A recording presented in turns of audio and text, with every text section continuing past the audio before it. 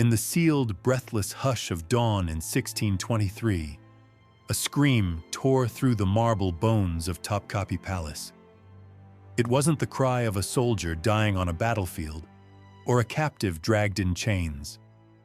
This was the scream of a 15-year-old girl, Princess Fatma, daughter of the most powerful ruler on earth. Her voice slashed down the corridors like a blade of ice, sharp enough to stop hearts. Even the eunuchs at the doors stepped back, shaken, refusing to interrupt a moment that was never meant to be seen. What happened that night wasn't a private family tragedy. It was a revelation, one that would have been buried if her terror hadn't cracked the silence. It was the hidden price every sultan's daughter eventually paid.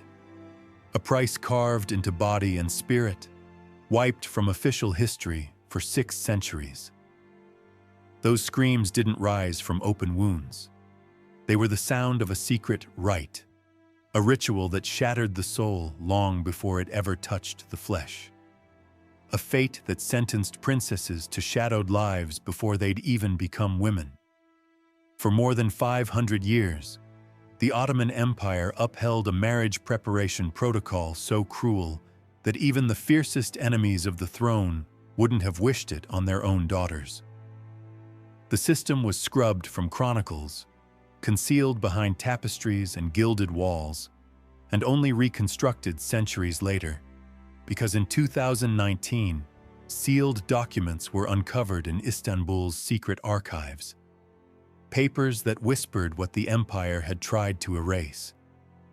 Across the world, millions dreamed of living like Ottoman princesses, draped in silk, heavy with jewels, surrounded by servants who obeyed without question. But behind those shining walls, luxury wasn't the real story. A carefully designed nightmare lived there instead, so refined, so inescapable, that some of these young women chose the quiet mercy of death over the destiny waiting in their marriages. And now, walking this road together, you're going to witness a locked truth, one I found sealed for centuries. So brace yourself. What you're about to hear isn't a fairy tale. It's horror dressed in imperial ceremony. The Ottoman Empire was vast as a shoreless ocean, casting its shadow for centuries. From 1299 to 1922, it bent 3 continents to its will. Its armies thundered from the gates of Vienna to the burning sands of Yemen.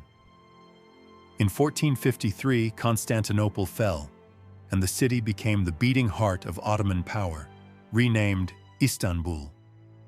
Above it rose Topkapi Palace, the empire's most dazzling jewel. Inside those perfumed courtyards and gold-lit halls, the fate of kingdoms and souls was decided.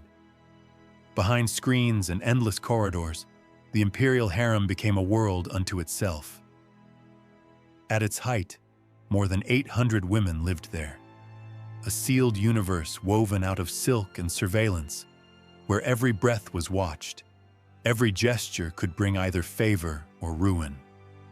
After 1530, when Suleiman the Magnificent granted his wife Harem the title of Haseki Sultan, the harem stopped being just a place of pleasure. It became a stage for intrigue, alliances, and silent wars fought by women. Most concubines were Christian slaves, taken from distant corners of Europe or bought in North African markets. They entered the palace chasing a slim promise of ascent. Their days were filled with music, embroidery, poetry, and rituals of obedience, all meant to catch the Sultan's eye and trade captivity for influence. And strangely, some of these uprooted girls had more pathways to freedom than the daughters born at the very top of the imperial order. The so-called Sultanate of Women, roughly from 1530 to 1656, proved how much power women could wield over the dynasty's course. Figures like Kosum Sultan and Turhan Hatice Sultan steered the state from behind the veil, dictated to the council, declared wars, and wrote brutal, decisive chapters of Ottoman history. But while a few women rose to those heights, princesses of royal blood were trapped in a darker labyrinth. They were diplomatic pieces on the empire's chessboard, human currency used to seal pacts, crush rebellions, and buy the loyalty of dangerous pashas. Into that world, Princess Fatma Sultan was born in 1606. She was the daughter of Sultan Ahmed and Kosim, formidable Kosim, the woman who could rule from the shadows as if she were sovereign herself.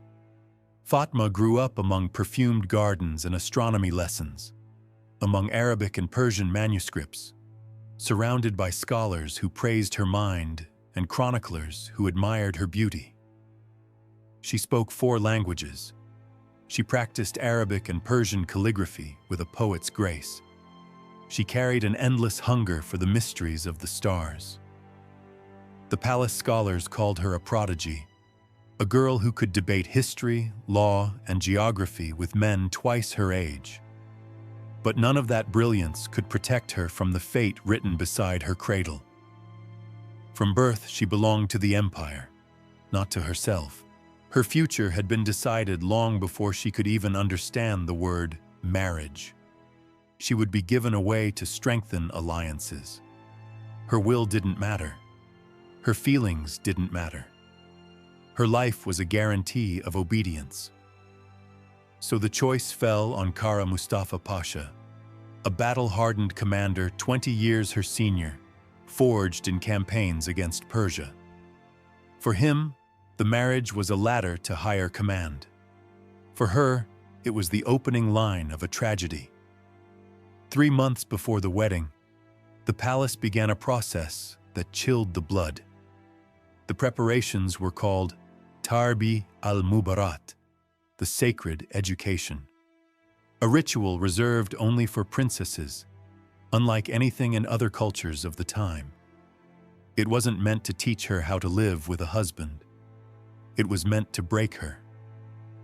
A polished product of centuries of psychological control, designed to crush the pride of royal blood and reshape it into absolute submission. Overseeing it was Gulnar Hatun, the harem's 60-year-old matron, iron-faced and merciless, a woman who had prepared more than a dozen princesses before Fatma. Under her hard stare, Fatma was led into the Gelin Adası, the bride's chamber, paneled in black wood and layered with Persian carpets, where every detail reminded her of her mission. From dawn until noon, she was forced to practice rituals of humility. She had to master 18 separate forms of bowing, choreographed greetings for service, silence, waiting, and the arrival of her husband. Even her walk was disciplined into obedience. Measured steps, head tilted down at exactly 30 degrees, hands trained never to rise above the heart. Every movement shaved off another fragment of her princely dignity until she became a figure molded for compliance. And then came the cruelest lesson of all: her voice. Her vocabulary was cut down to 34 permitted words. Words for gratitude, acceptance, humble requests, apologies, nothing more. Any attempt to speak freely was punished. Forced fasting, isolation in reflection chambers, or staged humiliation before the women's tribunal led by Kosim herself. Step by step, the girl who once searched the skies for secrets was being remade into something smaller. Not a daughter of the emperor, not a prodigy, just a bride in training, shaped for silence. But Tarbi al-Mubarak didn't end with posture, footwork, or a strangled vocabulary. What followed was meant to break not just Fatma's habits, but her sense of self. Every flicker of disobedience was treated like a disease: a lifted chin, a sigh that came too quickly, a pause before answering. Each one earned punishment. Sometimes it was hunger that lasted until her knees shook. Sometimes it was isolation in damp stone rooms where time blurred. Other times it was worse: being forced to repeat the humility rituals again and again in front of the entire female household, as if she were a stubborn slave instead of imperial blood. Alongside the physical control came what the matrons called mental cleansing. Fatma had to memorize long passages from Ottoman and Persian texts on marital obedience. She would recite them aloud before judges, concubines and eunuchs who watched her like hawks. Lines from Nasihat al-Muluk of al-Ghazali and excerpts from Akhlaq-i-Nasiri were pressed into her mouth like iron.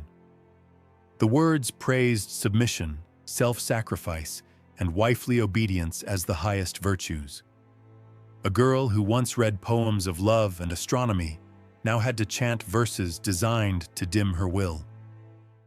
Her voice, once quick with curiosity, became a tool for her own erasure. Even prayer was turned into a chain.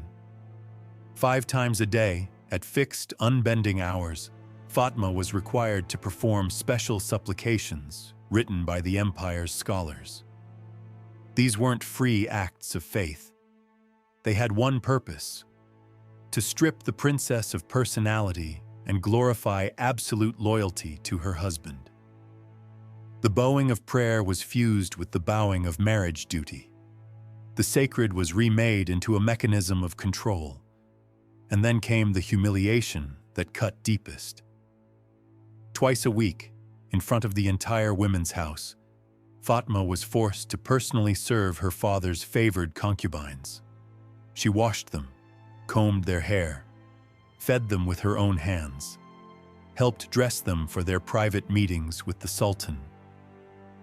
The point was simple and brutal: to crush any remaining pride by making her accept that even the women who shared her father's bed had the right to her service. Witnesses later wrote that more than once Fatma dissolved into helpless sobs, trembling as she adjusted the jewelry on those women's necks, because she understood exactly what the ritual was saying. You are not above this. You belong to this. Pride is a luxury you do not get to keep. A week before the wedding, the regime tightened like a noose.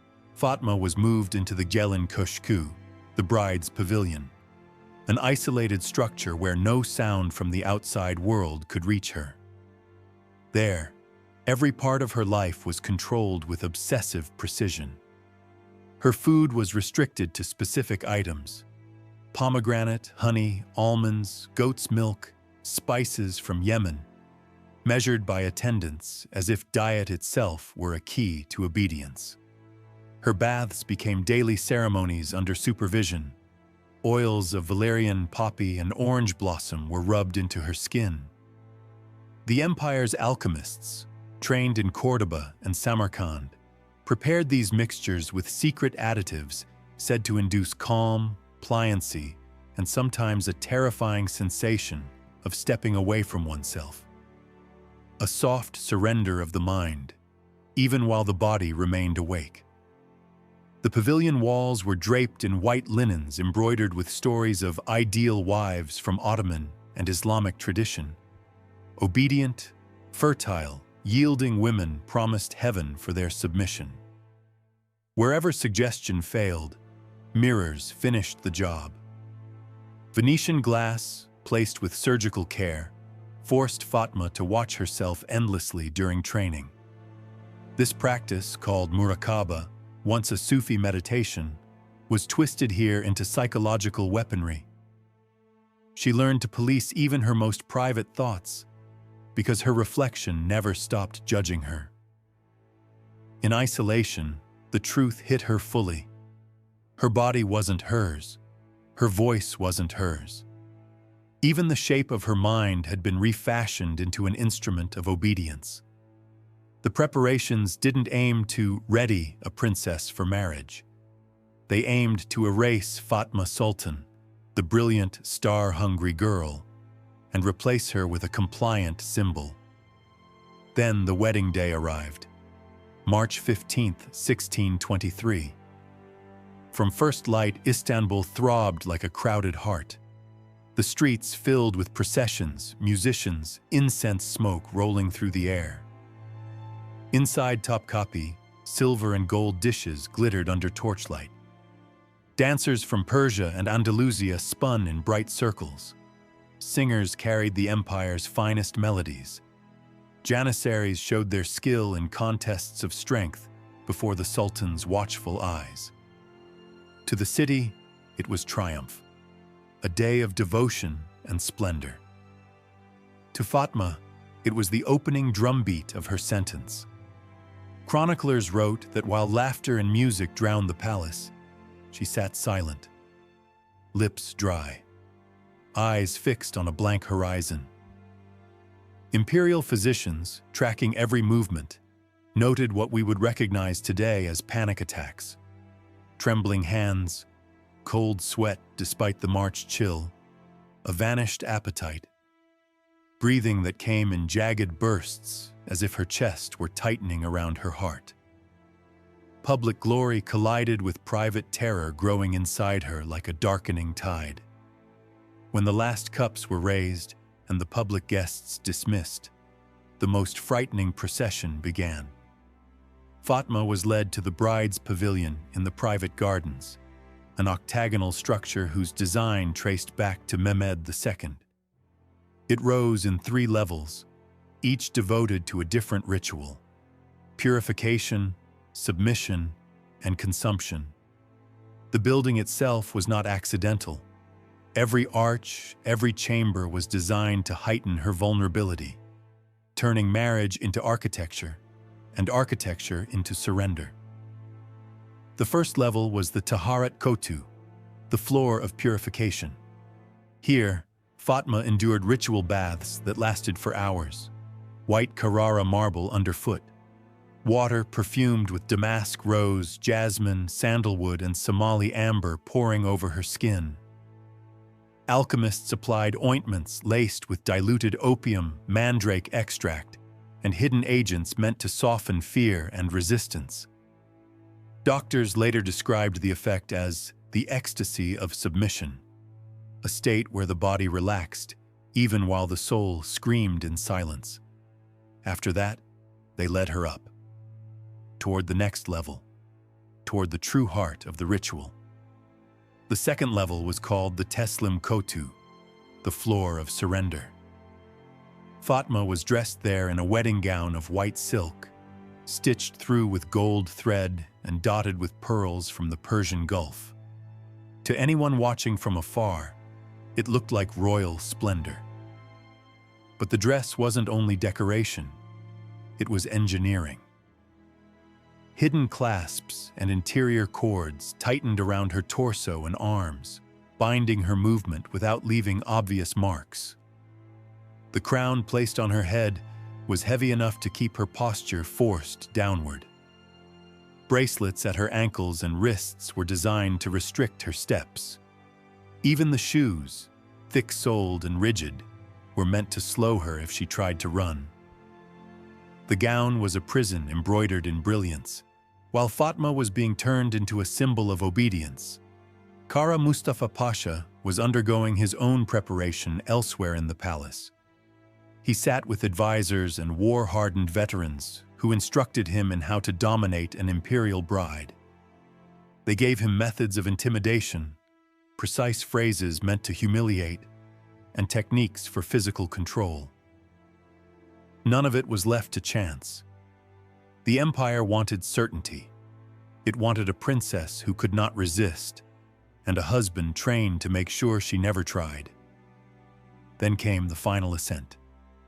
The third level, the Sifa-u-Kotu, the chamber of completion. Its walls were draped with tapestries of conquest, cities burned to ash, armies crushed, captive princesses paraded as trophies. The message was blunt. Conquest in war was meant to mirror conquest in the marriage bed. Even the furniture carried hidden purpose. Beds fitted with discreet rope systems, pillows soaked in calming oils, lamps dimmed to a low, oppressive glow. The chamber was not a bedroom. It was a stage built for the breaking of a will. And inside that suffocating space, Fatma met the night she had been trained to survive. She was barely able to steady her breathing. Months of ritual, hunger, humiliation, and chemical calming had rubbed her raw.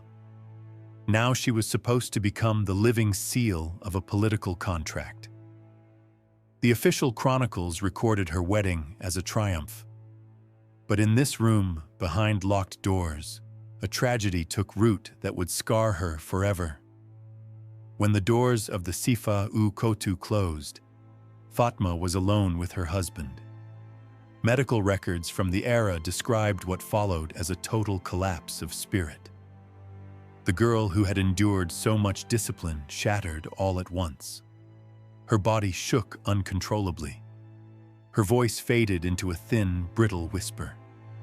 Her eyes darted wildly, as if they were searching for an exit in a world no longer real. The imperial physicians later called it shock mum, absolute shock. Kara Mustafa Pasha, a man shaped by sieges and blood, had been trained to establish power. At first, he mistook her condition for pride that needed crushing. He tried the methods he'd been taught: threats, dominance, calculated physical force. But what he met wasn't rebellion. There was nothing left to break. Fatma was gone. Her mind fled into deep dissociation, leaving her body behind in order to survive.